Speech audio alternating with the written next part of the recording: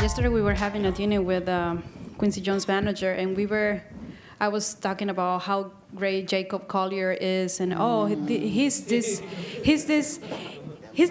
jazz. I mean, I'm not that great as a jazz. And he was like, no, wait a minute, stop right there.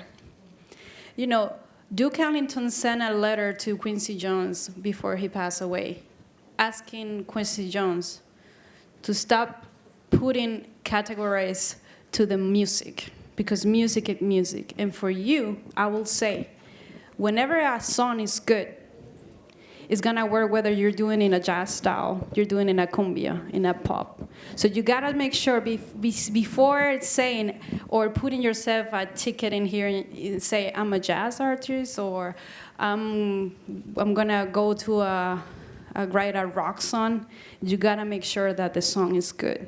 And later, the producer or whoever is involved in what you want to do that song for is going to make sure to give the right life. You know? I don't know if that answers your question. Can I add something to that? Yeah. My background, I graduated with a degree in jazz.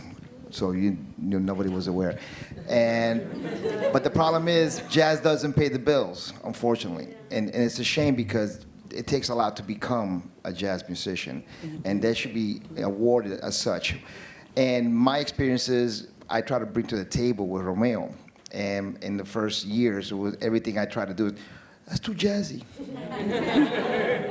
So he, you know, even if I play a 7 note of a minor chord, that's too jazzy. So he branded me jazzy, to the point that I was putting in 1 chord here, 1 chord there. So in volume 1, I snuck in a half diminished chord to a 7. And the next album, I was putting like all the other chords. Now, when Golden came out, we did a whole song entirely jazz. He was asking me, yo, get jazzy, get jazzy. So we started with pushing me aside and everything too jazzy. Even though we even did a song with Arturo Sandoval. He recorded a song on Aventura, which I was in the recording. So jealous. It should have been me.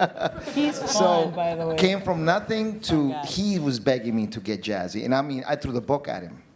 I mean, I put chords in there that for the listener on the radio, they're like, oh, what is that?